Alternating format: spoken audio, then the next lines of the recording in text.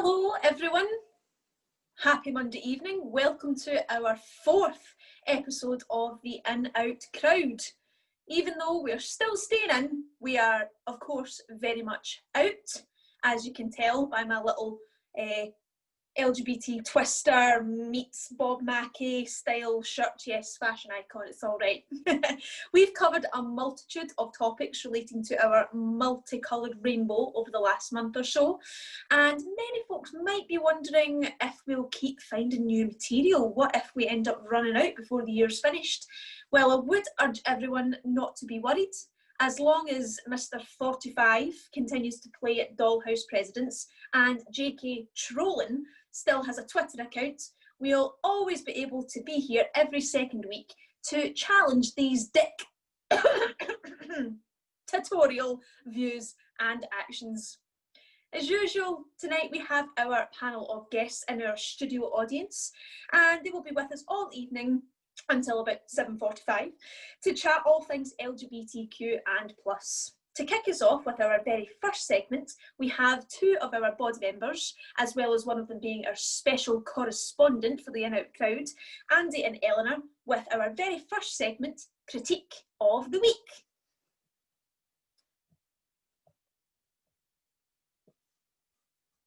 Here we go. So, for this week's Critique the Week, we are going to be looking at LGBTQ plus media discussing and dissecting and disseminating exactly what we think.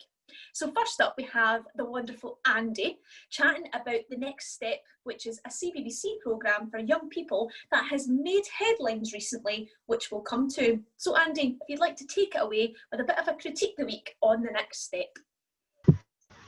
Hello, thank you. So yes, The Next Step is a show that's on CBBC. It's filmed in Canada and it's really popular for a lot of young people right now. It's on its 7th season and it's a show that's set in a dance studio. It really just follows a group of characters going from their daily routines and into a competition. And during that you sort of see all the drama that ensues, and it's a really interesting show. For children, I personally watch it because it's filled with some dance routines, and yeah. Usually you'll see sort of character relationships slowly develop and something will, happen that's big and dramatic, or they'll get together and it'll sort of just flow like that. And this has been something that's happened in every season, so there has always been a relationship story to follow for suited to children, just really simple plot lines of person A likes person B, they get together and they live happily ever after, and they do a dance routine together and everybody thinks it's really sweet. So in the 7th season, there's been 2 new characters introduced, and they've actually, they're both girls and they've actually got together.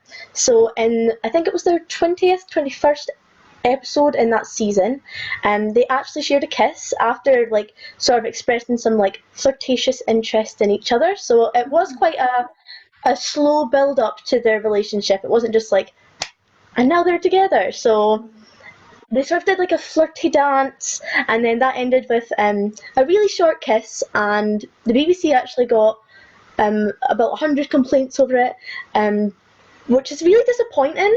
But at the same time, a lot of audience members have reacted really positively to it, because there was no sensationalism of it. They haven't clarified their sexualities or anything. It was literally just a short kiss, and it was really nice to watch as well. Sort of seeing it's a show I've watched for the whole 7 years that it's been on, so it's been really nice to sort of watch it get to the point it's at now, where they're actually representing something that I relate to. In a previous season they did have a character come in, and that was the end of their representation. There was he came in and he said, yeah, my boyfriend's over there, and then that was it. And they also weren't in the rest of the season because they didn't make sort of the main troupe of dancers that year. But even at that, I was wow, look, it's something I recognise. I see that you're trying here. But now I feel really satisfied just with that little moment, and hopefully in their further seasons and the episodes to come, maybe something more will come of their relationship. Maybe we'll see them go on a wee date or something. That's all. Yeah. Lovely. Well, you've kind of touched on it already, why it's something that you recognised. But given that you've watched the programme since the start of its beginning, why do you think it is really important for young people to have that kind of representation? What would that have meant for you as a current young person, but even as a younger teenager, to have seen that? Well, I know personally, sort of watching just any sort of social, like, media posts about like relationships and sort of any TV shows and cartoons and stuff. The like relationships were either like the plot, and for example, like in Frozen, we see like that's all about her relationship and finding who she wants to be with. And I never really saw very much representation of sort of LGBT in anything I really watched until I watched Glee when I was a little bit older. So I know personally that when I watched Glee, I was like, oh my god, look at all these people. This is like such a great show. Like I definitely felt like I should have been the audience for that show. I don't know if that makes a lot of sense, but I definitely felt like I was meant to be watching that. Like it just I instantly had favorite characters. I was really invested.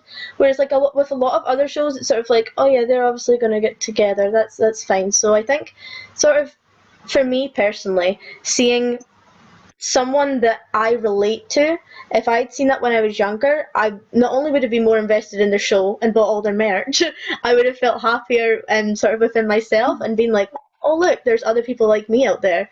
It just would have clicked a lot earlier.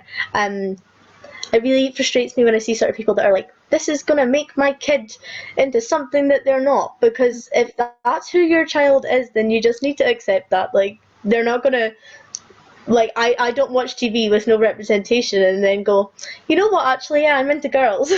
That is something that I found myself without the TV having to tell me. So I think if it's gonna happen, it's gonna happen, and I think people should be more accepting of what they see sort of in media and on like their phones. And I know that like a lot of kids have TikTok and stuff, and like you can't really hide an entire like group of people from your children. So I think that the way the next step's done it, and the way a lot of other shows have sort of included representation, it's been really clear, and it's not been done in a way that's sort of like shielding anybody from anything, but it's also not made it like too big of a deal that it'll push parents sort of out the boat too far. So I think it's been quite nice. Awesome. And yeah, we've also linked the show in the comments there in case anybody wants to go and have a look at it. Thank you very much there, Andy. Eleanor, I'm going to come to you just for your own overview of queer representation for young people. Do you have anything to add to why you think it's important, perhaps not only for LGBTQ plus young people, but also for straight and cisgender young people? Do you think it's important that they're, I don't want to say exposed, but they're shown that there are other forms of relationships as well as the traditional boy meets girl, get together, happy ever after? Yeah, of course. I think it's very clear that as many people as possible can read or watch stories about relationships where I know it's a used phrase often, but love is love. And I think what Andy said about it not being sensationalized is a really good point. I think whilst doing my research into the books and films and TV shows, I think one theme that I saw was that more and more shows and books are trying to show non heteronormative couples or love in a not normal setting. I'm doing little quotation marks when I say that. Like, for example, there's for a very, very young age, as in maybe around 2, 3, 4, there's these books called Daddy, Papa and Me, and another one called Mummy, Mama and Me. And it is a or they're both very simple books that just depict same-sex parents with their children. And then you go into adolescent books. The Miseducation of Cameron Post was a very popular one that became a movie, which I saw, which was brilliant. And I also, on that note, took my straight friend along to that film, and she thoroughly enjoyed it and learned a lot too. So yeah. Great. Why then do you think there is this resistance? It never seems to come from the children. It seems to come from a lot of adults that have a problem with this. And I'm going to come to you as well, Andy, but I'll go to Eleanor first, just to ensure I'm muted, Eleanor. Why do you think it is that it seems to be adults that have got a bit of resistance to that for their children or children around them? Yeah, I think it's learning from generations above. I think it's a trend or a habit, and I do think it comes from, certainly in some areas of society, it comes from fear of disrupting the norm. So if we were to make, or the media is a very strong way of portraying what people see as the norm. So if the media starts portraying more different examples of what love can be, then that will hopefully infiltrate what our generation will see as the norm, and then we can pass that on to the generation after us, and hopefully that will continue to filter through. Fab. Andy, what about yourself? Why do you feel that it seems to be adults that have that resistance? I definitely think that society in general, we're quite resistant to change. You can definitely see sort of with coronavirus, the minute we're told something that we're not used to, it's like, oh, I don't want to queue outside the shop, that's really annoying, or I don't want to see this advert all the time, it's bothering me. Sort of anything new introduced into people's lives. I mean, we all struggle with change, but I think there's sort of a fine line between change and actually like just having a problem, and I think sometimes people sort of like teeter on the fence of that. And so I think when children are seeing this, they're not, they don't have these patterns of life ingrained into them. They don't think every single person I see holding hands walking down the street, they must be together. They hold hands with their friends and walk to school and skip in circles. They don't realise anything other than that. So I think that it's the adults that have the problem, because society's sort of been ingrained to them, whereas with children, I mean, if it's in their heads already, then it's in their heads, you know what I mean? Like, they're not going to have to think anything different for it to then be changed, if that makes sense. But I think that's why adults have the issue, just sort of society influencing their thoughts. Yeah, for sure. I think we are all creatures of habit in terms of, as you say, human beings. We like what we know we like, and it can take a long time for us to unlearn, as you say, those patterns of behaviour. And every generation has got their place in the timeline, but I think what makes this generation particularly different is that we are doing our own learning. Young people, we go into schools now, and young people are so aware of the world and aware of what's going on around them. Social media and the internet can sometimes be a detriment, but in that way it's really great that they already have a sort of baseline education for what they can see. They can choose what they see, which again is not always a good thing, but in that terms, even if they've not got a fully supportive family unit, they can go online and look for drag artists to follow, or look for TikTokers that are LGBTQ, and they can find these role models elsewhere. I think in conclusion, children are born with straight and cisgender as the default, and the thought of anyone younger expressing their true feelings can be confusing, not necessarily for the children, but for the adults, as both of you had said so well. And despite resistance from adults, it is important that this representation continues to show children and young people that different is okay, but furthermore, different can be celebrated and should be celebrated with all of the sunshine and rainbows that can possibly be provided. And talking of sunshine and rainbows, it's time for the weather. A girl. It's raining men. Hallelujah, it's raining men.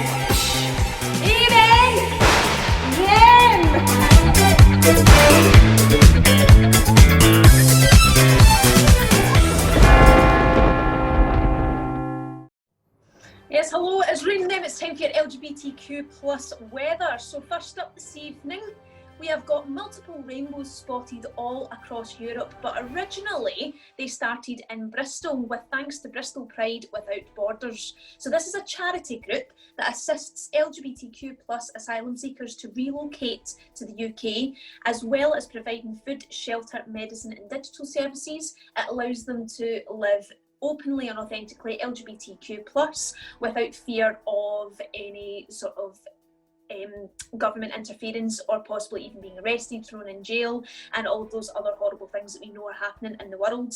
Despite having helped 23 members of the group find safety and security in the UK, due to lack of funds, they are now in danger of closing in 2021. However, hopefully through fundraising and public donations, they can continue to provide the much needed help and stability that LGBTQ plus folks in Europe are needing at this moment. Next up, we have our future nighttime forecast, which has bright stars shining all across in April next year. And this is thanks to Chio, who is a transgender man hoping to take home the title of Mr. Gay England 2021. This is a male beauty pageant for gay men, and it typically crowns very muscular men who are cisgender. Chio, as a finalist, however, has never taken testosterone and is nervous about the judgment that he will receive. But he has been quoted as saying, "I'm competing against this idea of beauty, and I'm scared to do that, which is exactly why I'm doing it." And I think that is a fantastic quote that sums up being LGBTQ+, and particularly for the trans community and the sort of backlash that they receive from time to time. Despite it being difficult, despite other people not understanding, we continue to live our true authentic selves, and that's extremely inspirational, and we wish him all of the luck for April next year. Finally, red sky at night is normally Shepherd's delight. However, tonight we've got hues of purple, there's a wee bit of yellow in there, flashes of black with white, and this is quite similar to the non-binary pride flag. Although, despite being part of the LGBTQ plus community, many people are still unsure of what non-binary means and what it means to be non-binary. And we'll talk a little bit more about that in this week's current affairs section, our Raisin Liaisons.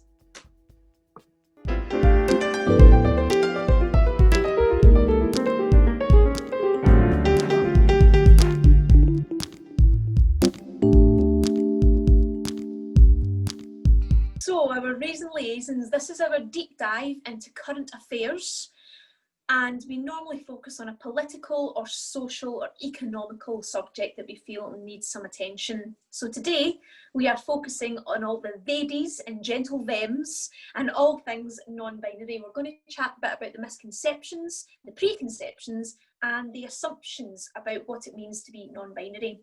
I'm going to open this out to the members of our studio audience to chat about your own assumptions about what non-binary means, or perhaps assumptions that you may have heard other people chat about. So, Andy, I'm going to put you on the spot first. Can you tell me something that you have heard other people assume about non-binary folks, or perhaps an assumption that you've made, or if you don't know that much about them? I'd like to just give a precursor. It's okay if you quote unquote say the wrong thing. There's no such thing as saying the wrong thing. Just whatever you feel would be good to chat about. Andy, take it away for us. Hiya. I definitely think that a lot of people are still confused about what it means to be non-binary. I think people sort of know that people can be male or female, and I think at this point a lot of people are recognising that, you know, transgender is a thing that you can be. But I think as soon as you say non-binary, people are like, I am lost. So I think just in general, like, having sort of a definition for the word and realising that everybody has their own sort of interpretations. I think if we could talk about sort of how different people like sort of pull more one way than the other and things like that, because I know that's something that for me personally, like, it took a little while for me to like wrap my head around sort of. Also, some people are more like this and that because, like, you know, everybody has their own take on things. Yeah, definitely. That's brilliant, and we will for sure come to that. Eleanor, I'll go to you next. Is there another preconception, misconception or assumption that you've either believed or heard about non-binary or gender fluid folks? Sure. I have heard many people saying that it is a new trend and it has no. I know. Only time I've Uh, ever been trending in my life, my goodness. but no, it's that it's a new trend and it's a very Eurocentric trend as well. Yeah, I'll leave it at that. Lovely. I'm going to actually come back to that word Eurocentric. That's really interesting. You've brought that up. Made a note of it so don't forget. Thomas Small, finally, anything you've heard or experienced? Well, I've got two, and neither of which is me, just things I've heard. So don't agree with them for sure. But one is that non-binary people are attention seekers. I've heard that a lot, more than comfortable. And the second one is that that all trans people are non-binary. Use non-binary pronouns. Yes. Okay, these are all really interesting. So first of all, I thought I'd just start off with a bit of a historical, just a very brief historical overview of what non-binary means. So I am a non-binary human being, person, thing, and I thought I thought all of these things about non-binary as well, but I felt them so well, I say as well, none of you have, but in terms of that, oh, it's attention seeking, you got to be one or the other, that kind of feel, I thought that, and I think it's because it was one of those internalized things. Push it away, and the further you get from it, the less real it becomes. But having done some research into it, it's very interesting, particularly through the Black Lives Matter movement, that has really taken a spike this year through lockdown and through various events that have happened. A lot of historical research is being done from people just off the cuff, and I decided to do a little bit more about that within not only cultures that I'm not part of, but cultures that I am a part of, such as being non-binary. Non-binary and gender fluidity and anything other than only two genders has always existed in Indigenous and Native cultures. So many cultures in South Asia, in Hinduism, in Native American and like Native Alaskan, Native Canadian, all of these Native and Indigenous cultures, they all not only experienced having non-binary gender fluid people as part of it, but they were actually celebrated. I believe it was now I'm putting myself in the spot here, but it was, I can't remember the name of them, but it was an Indigenous culture in Siberia, and it was normally women assigned female at birth, women from birth who became non-binary were celebrated as being almost like a god in their tribes and in their community, because they held this kind of key to another realm above human, which, I mean, that is just absolutely amazing on its own. Like, imagine being celebrated for something like that is just glorious. But once as Eleanor said, this kind of Eurocentric idea of what non-binary is, it's actually the opposite. It was always there, but once European settlers started to colonise many different countries, they saw this and went, no, we don't do that here. We have men and women, and that's what you are. They saw non-binary, gender fluidity. All of the different cultures had their own interpretations of what that was. Some cultures have 5 genders, some cultures it's kind of infinity, and they said, no, that's not the case. And they saw it as primitive, they saw it as all of the various adjectives that we've heard, unfortunately, some ancestors of ours had used. So it's interesting that people think it's this Eurocentric thing, that it's all these, hip and trendy white Europeans that are saying, that it's non-binary is ours, and it really isn't. And I'm fully aware that it is an Indigenous and Native, all across the world, Indigenous and Native cultures always had this. And I feel amazing that I understand that, and I know that, and I'm using that to inform my own identity. So what I think is really interesting is that kind of thing, though, that we have to put ourselves in boxes of, literally in boxes. Anytime you apply for a passport, male, female, prefer not to say, it's always there. So there is this obsession with you must be one or the other, and surely you've got to make a decision. And we also talked about that a couple of weeks ago when we talked about bi-visibility, that you have to be either straight or gay and there's no in between. Of course there's an in-between, because human beings are complex and unusual creatures, and I think it's amazing that people can change pronouns. And I used to go by she, her, and I never felt comfortable until I came out as they, them, and now I feel so comfortable. I feel like I could, you know, go and talk to anybody and not feel intimidated, and it's because I was given that vocabulary. And talking about vocabulary, we're going to have a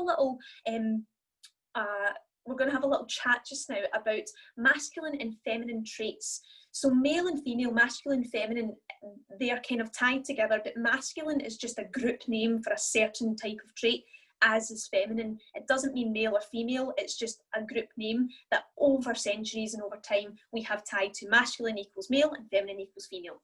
So I'm going to bring up the different traits just now, and just in your own time I'd like to have a little read through them, give you like a minute or so, and just kind of pick out, oh yeah, I identify with that trait and I identify with that trait, and then we will talk afterwards about what each of the traits are. So let me just bring up the traits here, and I'll just give you a couple of minutes. I'll shift out the way so you don't see my big head in the middle, and yeah, just have a little look and see what traits you identify with. Off you go.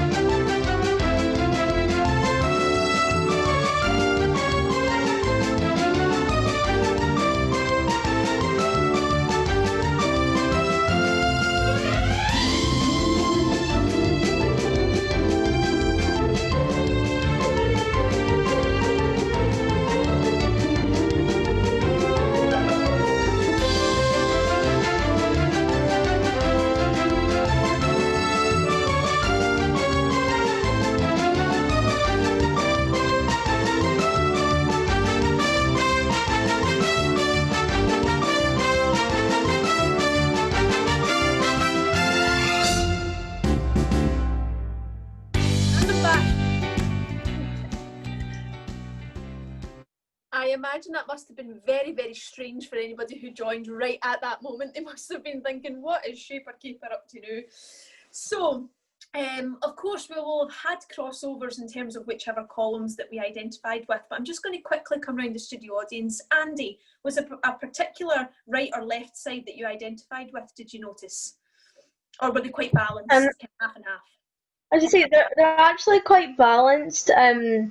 Sort of like them being like short statements, I sort of like relate to like that like more heavily or something, but like pretty balanced if I'm being honest. Great. Eleanor, what about yourself? Was it one or the other, or pretty balanced? Mainly the left, but the odd couple on the right. Mainly the left, but the odd couple on the right. Let me just quickly bring up what that is. Okay, interesting. And Tommy, what about you? Mainly one or the other, or pretty balanced? I was a bit of a mix of both. Yeah, it's funny because there was that like thing about going, okay, so this is what I want it to be, and how I want other people to see me, and this is also like the things that keep me up at night, and that's actually how I am. So I thought that was quite interesting. Yeah, the shift between those two. So yeah, bit of both. Well, I'll just quickly actually, just so that I'm making sure I'm getting the right, left and right. So this one here would be the free-flowing open radiant. Is that right on your screen? Yes. Yes. Yeah. Yes, fab. So yeah, so the one on the right is feminine and the one on the left is masculine. But what's really interesting is when people find them either being quite balanced or having even just a couple on the other side, it shows that even as a male identifying person, Tommy, you didn't identify necessarily with everything on this side, and same with Eleanor, you didn't necessarily identify with everything on that side. And then same as me, Andy, you're just with both very balanced. So it just shows that we all have that innate lean more towards masculine, more towards feminine. It can even fluctuate throughout the week, throughout the month, depending on how you're feeling, depending on what's going on. Are you stressed? Are you feeling quite free and flowing? I certainly don't feel free and flowing at 9 o'clock on a Monday morning. Are you kidding me on? I feel like I need to be powerful, sensitive, so even things like that. So it's really interesting that we acknowledge these, and when we say that, you know, boys are being feminine, well, that's not a bad thing, and it doesn't mean they're being girly. All it means is that they maybe are driven by emotions. And is that a bad thing? Is that a female thing? Not necessarily, it's just who that person is. So hopefully if we can start to kind of de-gender our thinking around what masculine and feminine means, then we can start to be more open towards trans and non-binary people. I'm just going to take this off because I look like I'm sitting in a wee book and it's making me uncomfortable, so I'm going to go here. Now, what Tommy had said there about like all trans people are non-binary, that's not true at all. I would say that most non-binary people are trans, because I go by they, them pronouns, and I don't identify with she, her at all. It's not my jam or my marmalade or my lemon curd. Don't want it. So therefore, I don't identify with the gender I was assigned at birth. Therefore, I'm trans. And it's very interesting because I'll find myself struggling to fall asleep at night thinking, I'm not trans enough though. I'm not trans enough. You know, I don't take hormones. I've not, you know, I shave my legs. I've got, you know, pink hair. I can't possibly be trans enough.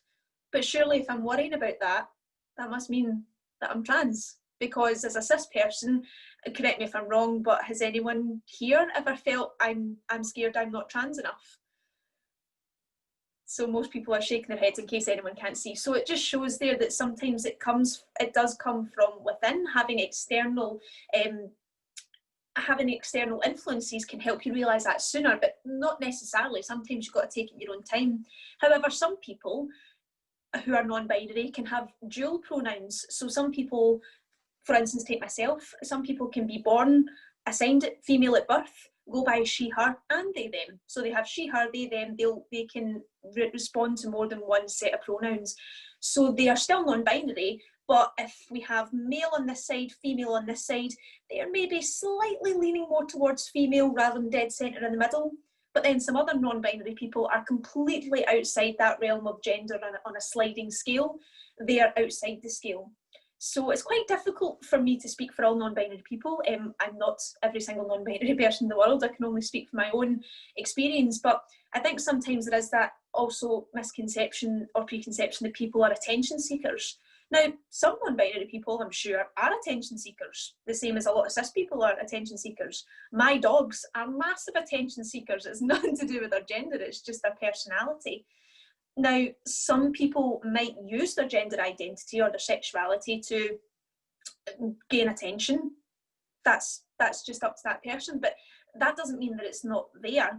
And there also has to be a question then, if we say that, I've also heard other factions of the LGBTQ plus community be regarded as attention seeking, but sometimes you've got to think, well, we just said we see hardly any positive representation in the media unless we physically go out and look for it ourselves or create it ourselves. So perhaps if we had more of that positive representation and positive influences, then there would be less issues around feeling that we need to be heard. I know that sometimes my issue with being non-binary is I haven't felt that my voice has been heard for my whole life. Thankfully, I'm part of a company that listens to my voice and I don't feel like I have to shout over everyone to get across my point, but not everyone has got that experience. So when we want to label people as attention seekers, first of all, yeah, they might be, and that's absolutely up to them, but also, why do we feel they're attention seeking? Are they not getting the attention they need? Are they not being listened to? And are they not being given a space where they can just say, listen, this is how I'm feeling? Because I think it's a space that most people are given by friends or by family. But if somebody doesn't have a supportive family unit or a supportive work unit, say they get misgendered in work constantly, say they get misgendered at home, their only safe place perhaps is with a small group of friends, then I think it would be fair to say that that attention seeking might pull into other sections of their life because they're not being given that space. Just quickly, anybody wish to weigh in on what I've said there, if that makes any sense? Go for it, Andy, yeah. Yeah, I think it's really interesting sort of hearing like different people's sort of experiences of how, you know, like they might only have that small group of friends, and I do think attention seeking is a really key point. A lot of people think that attention seeking is a bad thing, and that like if you're an attention seeker, you're bad, but I don't think it should be viewed like that. I think just in general, like that's a really good point. sort of within like mental health and the LGBT community, a lot of people can be labelled as an attention seeker, and it's you've like reiterated it very well, saying like, you know, that could actually just be that they do need that attention because they're not getting it someplace else, and that's really nice to hear.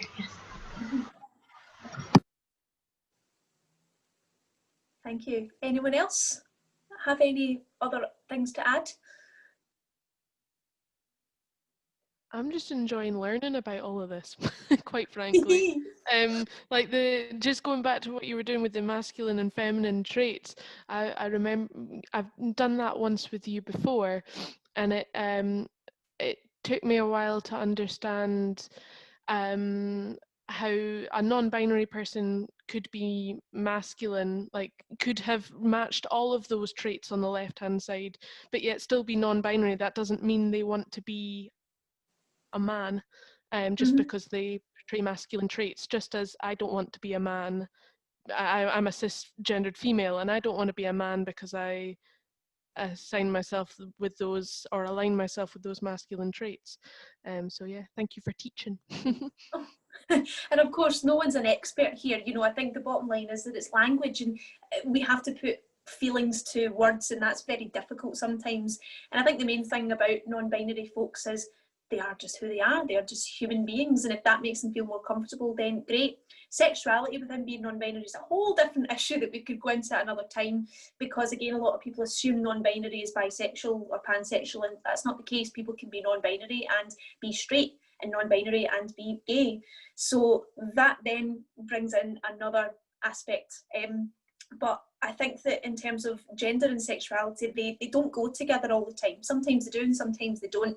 But be it non-binary, gender fluid, gender queer, there's relatively new vocabulary for all of this, but we know now that society has experienced many different Indigenous and Native cultures that have celebrated more than two genders before, and still do. For myself, as well as other folks that we know that are non-binary that we work with, we are all non-binary, but we have completely different experiences, just the same as that myself, Andy, Eleanor and Tommy, who is in our studio audience tonight, we're all white and Scottish, but we have completely different experiences because of where we are in our lifetime and in our geographical location. What makes someone a woman may be completely different for every other woman, same as what makes someone non-binary is completely different for each person, and it's far too complex to relate it to what hormones and reproductive organs we have. I think the main thing here is someone's identity is firmly connected with who they are and not necessarily the label that other people have given them. So let's leave that detailed labelling for restaurant menus and not for human beings. But chatting about the rich history of non-binary gender fluid identities, we have got a new segment up for tonight to have a little look at some queer words that we might not know the history of. So I would like to welcome you all to our new section, Word of the Sleigh. And this is our sleigh. So it's a queer word of the day that we're going to bring up and chat about just briefly after I give the historical meaning and definition. So I thought, what better one to start off with than the word sleigh? Where does sleigh come from? We're talking about Santa's sleigh. We're talking, yes, about the Yas Queen sleigh. Where does that come from? Yes, Andy's given me some sassy clicks there. So sleigh is an Old English word with Germanic roots, and it was normally reserved for killing mythical beasts in fiction, and you know, the hydras and the slaying of dragons, all that good stuff. I never watched Game of Thrones, so I don't know what any of that's about, but you know what I mean. Once it came into the Roaring Twenties, however, they then used this term to slay someone was to make them laugh very hard and uncontrollably. So that in itself is a very interesting kind of turn of events. But just before the 1920s, in the late 1800s, sleigh started to emerge as slang for looking extremely fashionable. For example, oh yes, Andy, sleigh in your bustle and your cravat. That was what it was brought up as. Now, as we move through the 1900s, Black and Latinx queer ball culture in the 70s and 80s started using sleigh to refer to a person's outfit, hair, makeup, dance, and or attitude all being flawless. For example, I would be slaying with this little twister style shirt that I've got on tonight. That would be a slay because it looks jamming. But that was then a metaphor for killing it. Like, I'm so good that you just, so amazing looking, you just drop dead there on the spot.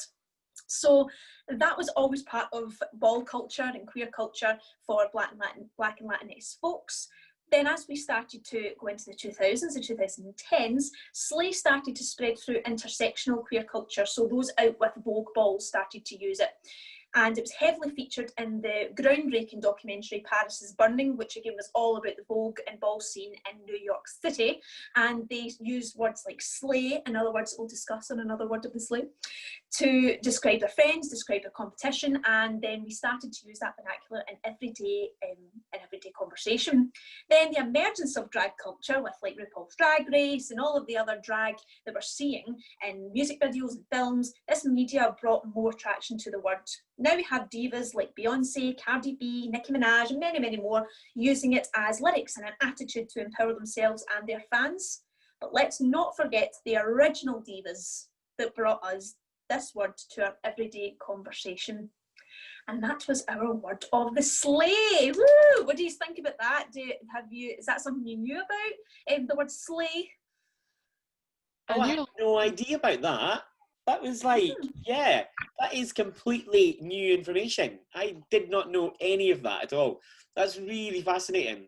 Yeah, Alex, honestly, you are a fountain of knowledge and I am here for it. I love it. I'm a fountain. I'm a fountain. Don't worry about that. But no, I just love all that. And actually, it's because it's funny because like sometimes I don't think I really question kind of where the kind of roots of some words, like, because you know they're in your kind of dialogue constantly, or you hear it all the time, that actually sometimes you kind of don't even question it. So it's so interesting actually when you take a word like that I probably say with my friends far too much, and then you actually understand actually where it comes from, and then kind of go, oh, that makes absolute sense. But probably until today, I've never actually thought how it makes sense, actually. Yeah. I say it all the time, and I know why I say it. I've never really clocked cognitively why. Yeah. So in case anyone's never seen, like in Vogue battles, you'll get like normally it comes down to two people just battling it out, voguing the house down. Oh, that's another phrase we'll need to do, word this, the house down. And whoever was the winner, they would say, oh yeah, they slayed it, like they slayed the competition, like they killed it, you know. So it kind of, it does, as you say, it makes sense once you think about it, but we don't always think about it. Andy, you had a little hand up there. What was your take off from it? Like, totally probably overanalyzing this, and like, not to generalize, but a lot of people are like, unicorns are like so gay and like things like that. So thinking about like the fact it is actually to do with like mythical beasts and stuff, like sea dragons, like, don't know why, I just really relate to them. Like, I don't know if that makes me seem like, you know, like I'm gonna breathe fire on anybody, but you know what I mean? Like, I just think, like, out of all the animals, I'm always like, wow, like, you know, dragons, they're dead cool. Like, unicorns, pure love them. Pegasus, I've got a wee, like, statue of one. I think it's so, like, just strange to sort of, like, see that link and think, oh my god, unicorns actually are, like, you know, I can tie them to queer culture now. It could be like, I call this. And they're Scotland's national animal, so... Slay. So slay, that's it. And that is the conclusion of this evening. We slayed it. So thank you so much to my fabulous studio audience for joining us tonight. Hopefully you did learn a little something with the word slay. Otherwise, it's just good to say the word slay. Thank you to everyone who's watching there on Facebook Live. I always forget that we're doing this on Facebook Live because we're just getting caught up in our chat. So thanks again, everyone, for joining us. If you want to keep up to date with other stuff that Shaper Caper's got going on, we have got mindfulness, free mindfulness, this Friday at 4 p.m. So if you're interested in that, please do send an email to hello@shapercaper.com. We can give you some more information about that. We also have just launched a brand new platform of online classes for families and children for families of children and older people, called The Village Hall. It's our online village hall, and again, that's on www.shapercaper.com. www.shapercaper.com for more information. Have a wee look at that. Of course, if you've got any questions about that, you can fire us an email as well on hello@shapercaper.com. We are back on the 21st of September for some more rainbows and unicorns, Andy, and so surely some more slaying there as well. So thank you very much again, everybody, for joining us with the In-Out crowd. We hope that you stay out, regardless of whether you're in or out. So bye for now.